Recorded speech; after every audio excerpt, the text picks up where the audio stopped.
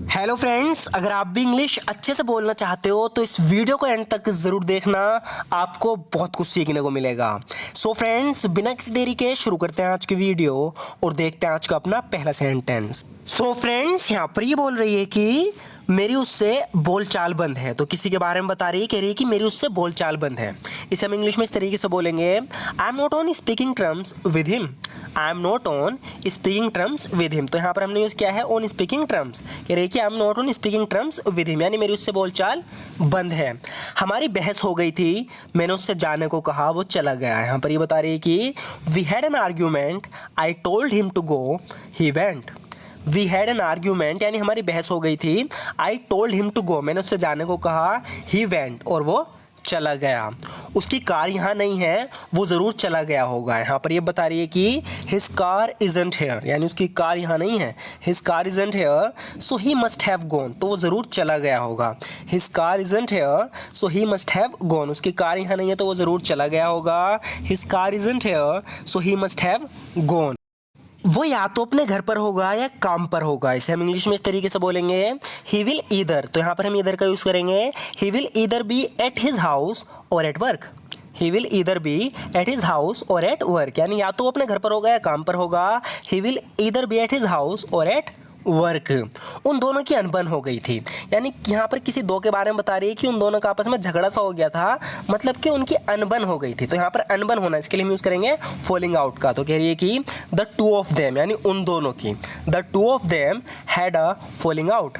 The two of them had a falling out, यानी उन दोनों की अनबन हो गई थी। The two of them had a falling out, उसकी अपने दोस्तों के साथ अनबन हो गई थी। आगे बोल रही है कि he had a falling out with his friends.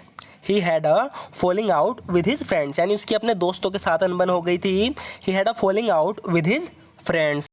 वो एक समुद्री डाकू की तरह कपड़े पहनकर पार्टी में आया था। इसे इंग्लिश में बोलेंगे, ही शोड अप। यहाँ पर शो अप का यूज़ हुआ है आने के लिए। He showed up at the party dressed like a pirate. He showed up at the party dressed like a pirate, यानी वो एक समुद्री डाकू की तरह कपड़े पहनकर पार्टी में आया था। उसके दोस्तों के साथ सभी उसकी मजाक बनाने लगे। यहाँ पर ये बता रही है कि all started making fun of him including his friends, यानी उसके दोस्तों के साथ साथ सभी उसकी मजाक उड़ाने लगे, मजाक बनाने लगे। All started making fun of him including his friends, यानी उसके दोस्तों के साथ सभी उसकी मजाक बनाने लगे और वो फिर गुस्सा होकर चला गया। He then became angry and left. He then became angry and left, बता रही कि फिर वो गुस्सा होकर चला गया, यानी फिर उसे गुस्सा आया और वो चला गया। He then became angry and left. मैं उसे ढूंढने जा रही हूँ। इसे इंग्लिश में बोलेंगे, I am going to look for him. I am going to look for him, यानी मैं उसे देखने जा रही हूँ, यानी ढूंढने जा रही हूँ। I am going to look for him. इस जगह से मुझे घिन आती है। इसे इंग्लिश में बोलेंगे, this place grosses me out. This place grosses me out, यानी इस जगह से मुझे घिन आती है। इसके लिए हम ग्रोस आउट का यूज़ करेंगे, this place grosses me out. मैं यहाँ एक मिनट भी रुकना नहीं चाहती। यहाँ पर कह रही है कि I don't want to stay here for even 1 minute. I don't want to stay here for even a minute, कह रही है कि मैं यहाँ 1 मिनट भी नहीं रुकना चाहती। I don't want to stay here for even a minute. Next देखते हैं फ्रेंड्स, इसे थोड़ा ध्यान से समझना। यहाँ पर इस लड़की से बता रहा है कि मैं ड्राइव नहीं कर सकता। यहाँ पर कार चलाने की बात चल रही है, तो बता रहा है कि I can't drive. I can't drive, यानी मैं ड्राइव नहीं कर सकता, मैं कार नहीं चला सकता। तो लड़की बोल रही है ना ही मैं। इसके जवाब में कह रही है कि ना ही मैं, यानी मैं भी नहीं चला सकती। तो इसे हम इंग्लिश में बोलेंगे, neither can I. Neither can I, यानी ना ही मैं चला सकती, neither can I. I can't drive, neither can I. इसी के जैसा है कि ये भी सेंटेंस है। यहाँ पर इससे कह रहा है कि मैं उदास था। ये लड़की से छोड़ के चली गई थी, बिछड़ गए थे एक दूसरे से, तो ये बता रहा है कि मैं उदास था। I was upset. I was upset, तो ध्यान रखना यहाँ पर वॉज का यूज़ हो रहा है। आई वॉज अपसेट, यानी मैं उदास था।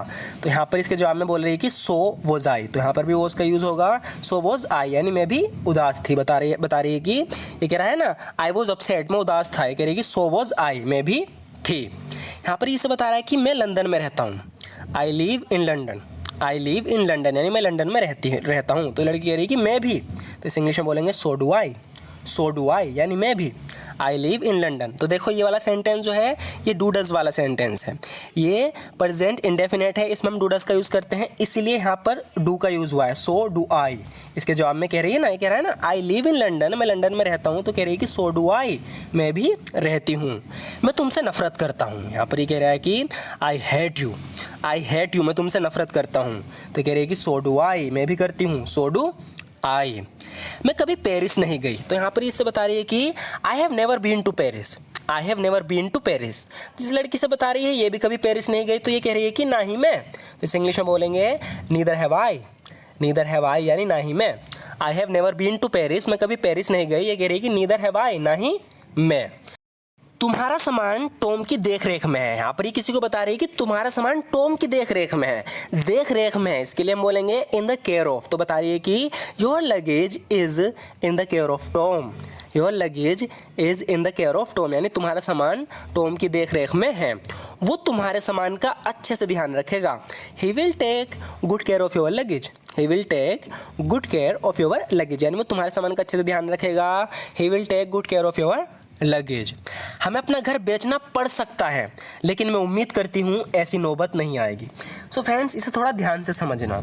यहाँ पर ये बता रही है कि we may have to sell the house, we may have to sell the house, यानी हमें घर बेचना पड़ सकता है, यानी हो सकता है सिचुएशन आ सकती है।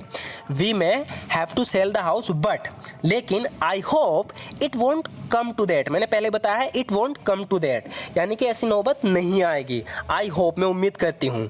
We may have to sell the house, हमें घर बेचना पड़ सकता है, बट आई होप, लेकिन मैं उम्मीद करती हूँ, it won't come to that, यहाँ पर it won't come to that का मतलब है ऐसी नौबत नहीं आएगी, यानी बात वहाँ तक नहीं पहुँचेगी। मैंने बहुत कोशिश कर ली दूसरों को समझाने की, यहाँ पर ये कह रहा है कि I am done with trying to convince others, तो यहाँ पर ये दूसरों को समझा रहा था, कोई इसकी बात समझ नहीं रहा तो थक गया है, गुस्से में कह रहा है कि आई एम डन, यानी मैंने डन खत्म कर दिया, हो गया बस जो होना था। I am done with trying to convince other, मैंने दूसरों को समझाने की कोशिश कर ली, बहुत कर ली, अब नहीं करूँगा। I am done with trying to convince others, जब तक उसका काम नहीं हो जाता वो नहीं आएगा, इसे इंग्लिश में बोलेंगे he won't come back until his job is done, he won't come back until his job is done, यानी जब तक उसका काम पूरा नहीं हो जाता, डन नहीं हो जाता, वो नहीं आएगा। He won't come back until his job is done. ये बात तो मुझे तुम्हारी बहुत अच्छी लगती है, यहाँ पर इस लड़की की तारीफ कर रहे हैं, कह रहे हैं कि that's the thing I like most about you, that's the thing I like most about you. So friends, यहाँ पर ये लाइक है तो टाइपिंग मिस्टेक हो गई, लाइक्ड हो गया है, लेकिन ये लाइक है, तो ये कह रहा है कि that's the thing I like most about you, यानी यही तो बात मुझे तुम्हारी सबसे अच्छी लगती है। तुम हमेशा अच्छे आइडियाज़ के साथ आती हो, यानी तुम हमेशा अच्छे आइडिया सोचती हो। You always come up with good ideas, तो जब भी हम कहते हैं कि कोई गुड आइडिया के साथ आ रहा है, कोई आइडिया सोच रहा है, कोई प्लान कर रहा है, कोई एक अच्छे योजना यानी कि अच्छे आइडिया के साथ आया है, तो जब भी हम इस तरीके से बोलते हैं तो हम कम अप विद का यूज़ करते हैं। जैसे कि यहाँ पर ये कह रहा है कि you always come up with good ideas, यानी तुम हमेशा अच्छे आइडियाज़ के साथ आती हो। मेरे मर जाने का मन कर रहा है, यहाँ पर इसके साथ बहुत बुरा हो रहा है, तो कह रहा है कि I feel like dying, I feel like dying, यानी मेरा मरने का मन कर रहा है, आई फील लाइक डाइंग। अब मेरे पास जीने के लिए बचा ही क्या है।